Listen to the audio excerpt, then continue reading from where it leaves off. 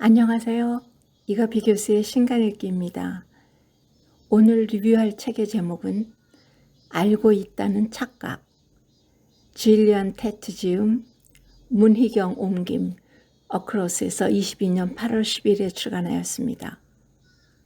원 제목은 Anthrovision, 2021년에 나온 책입니다. 직역하면 인류학 시야라고 말할 수 있겠습니다. 이 책을 선택한 이유는 이 시대가 얼마나 인류학적 시각이 필요한지에 대해서 다양한 신뢰들을 보면서 매우 재미있고 감동을 받았습니다. 저자는 1990년 여름 타지키스탄의 결혼 의식을 연구해서 캠브리지 대학에서 사회인류학 박사학위를 받고 현재는 파이낸셜 타임스의 편집국장을 맡고 있습니다. 이 책에는 특별히 14페이지에 달하는 프롤로그와 18페이지에 달하는 에필로그를 갖고 있는데요. 그 안에 중요한 내용은 다 들어 있습니다. 이 책은 3부로 구성되어 있는데요. 각 부마다 그 제목과 들어있는 글의 제목을 읽어보면 이 책의 내용을 파악할 수 있습니다. 1부, 낯선 것을 낯익게 만들기. 1장, 새의 눈, 벌레의 눈. 소련 변방의 결혼 풍습 연구가 세상에 무슨 쓸모가 있을까? 2장, 티켓과 인텔의 인류학자들. 그건 당신네 세계관이지 모두의 세계관은 아니야. 3장, 낯선 전염병과 싸우는 법. 흔히 정부가 과학을 따른다고 말할 때 대개 의학만 따른다는 뜻이다. 2부, 낯익은 것을 낯설게 하기. 4장, 금융인들이 묻지 않는 가장 단순한 질문. 어떤 사람이 무언가를 이해하지 않음으로써 돈을 번다면 그 사람에게 그것을 이해시키기란 어려운 일이다. 5장, 부품을 빼돌리는 GM 직원들. GM 경영진은 직원들 사이에서 무슨 일이 벌어지는지 전혀 몰랐다. 아니, 모른다는 것조차 몰랐다. 6장, 서구인의 이상한 weird 특성에 관한 이론. 소비자들은 전적으로 합리적이고 독립적인 선택을 한다고 여겨지지만 실상은 그렇지 않을 때가 많다. 3부, 사회적 침묵에 귀 기울이기. 7장, 트럼프와 레슬링. 나 역시 환경의 산물이다. 금융계의 사회적 침묵을 포착했지만 다른 유형의 침묵은 전혀 알아채지 못했다. 8장, 개인정보의 소비자 가격. 실리콘밸리에서는 공짜 서비스라는 선물의 대가로 끊임없이 개인정보가 넘어간다. 9장, 우리가 사무실에서 정말로 하는 일. 재택근무로 복제하기 어려운 부분은 그전에는 필요한 줄도 몰랐던 정보다. 마지막 10장, 윤리적인 돈.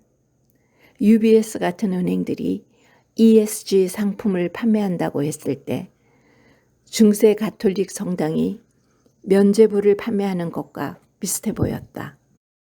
제가 오늘 전달하는 내용은 대부분 프롤로그와 에필로그에 있습니다.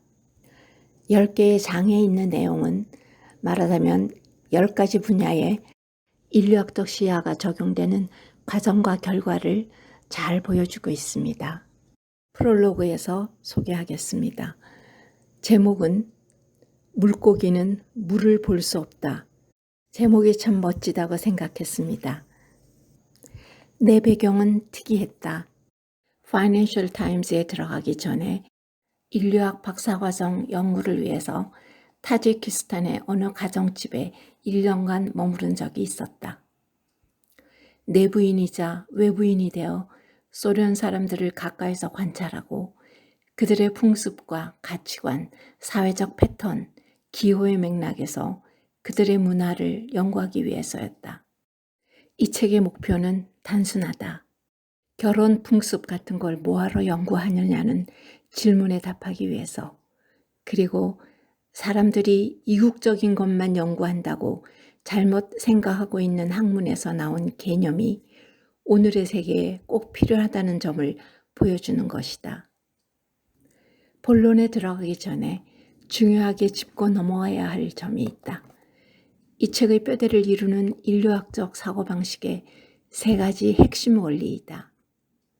첫 번째 핵심 원리는 전 지구적 전염병 시대에 이방인과 다양한 가치를 이해하는 사고방식을 길러야 한다는 점이다. 인류학자들은 이런 방면으로는 전문가이다. 두 번째 핵심 원리는 다른 사람의 관점이 아무리 낯설고 이상해 보여도 경청할 줄 알아야 오늘날 우리에게 절실한 타인에 대한 공감 능력을 키울 수 있을 뿐 아니라 자기 자신도 더 쉽게 이해할 수 있다는 것이다. 인류학의 세 번째 핵심 원리는 낯섦과 낯익음이라는 개념을 수용하면 남들과 우리 자신의 맹점을 볼 수 있다는 것이다. 달리 비유하자면 인류학자는 X선 장비로 사회를 들여다보고 우리가 어렴풋한 정도로만 인지하는 숨겨진 패턴을 본다. 그래서 우리가 어떤 일의 원인을 X로 생각하지만 사실은 Y일 수 있다는 것을 보여준다.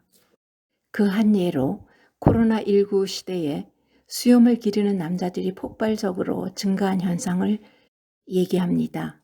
이 현상은 시간이 없다거나 나가지 않으니까 깎을 필요를 못 느낀다는 것이 아니라 사실은 반세기 전에 아프리카에서 연구하던 인류학자 빅터 터너의 리미널리티 개념으로 이해할 수 있다. 리미널리티라는 개념은 대개의 문화에는 전이 시점이 있는데 이런 전이 시점을 라틴어로 문지방을 뜻하는 리멘스에서 유래한 리미널 순간이라고 한다. 그러니까 전문직 남자들에게 수염은 정상이 아니므로 수염을 기르는 것은 그들이 봉쇄령을 비정상으로 무엇보다 전이 시점으로 인식한다는 의미였다. 또 다른 예로 구글의 자회사인 직소에서 온라인에서 퍼지는 음모론으로 심각한 고민에 빠진 적이 있습니다. 여기에서도 인류학자들이 어떤 통찰을 주었는지를 얘기하고 있어요. 프롤로그의 맨 마지막 부분을 볼까요? 타지크인들의 결혼 풍습에 관한 연구가 왜 현대의 금융시장과 기술과 정치를 들여다보게 해주는가? 이것이 왜 다른 전문가들에게 중요한가?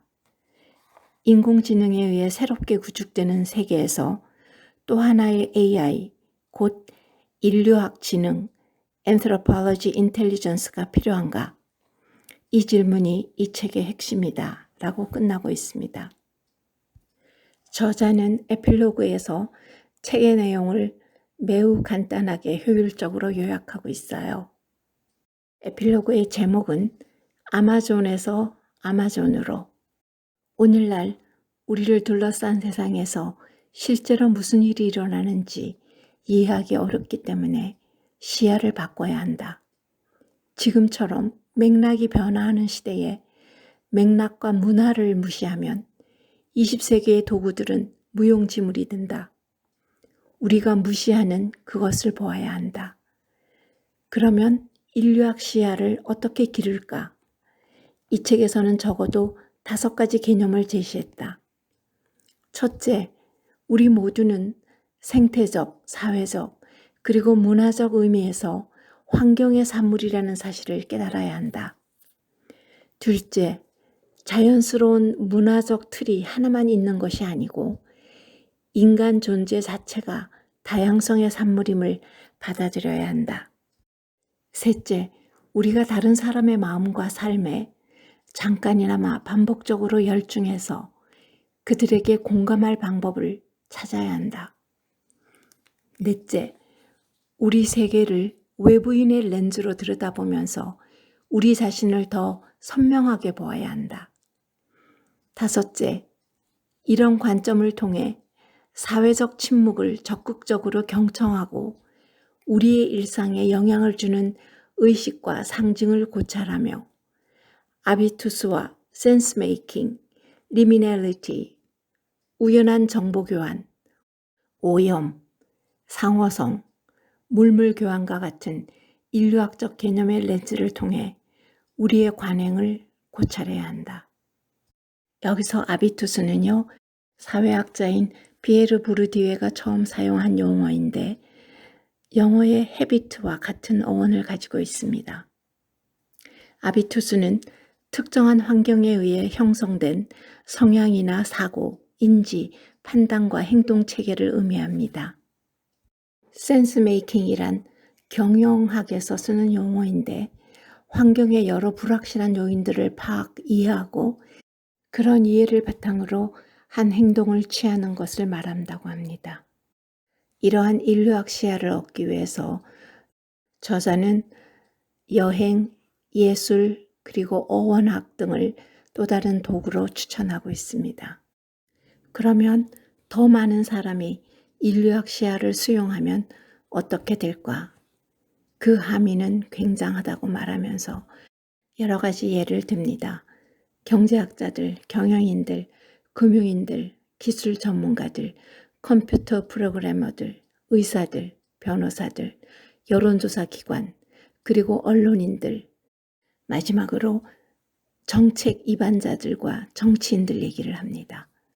이 책의 마지막 부분을 볼까요?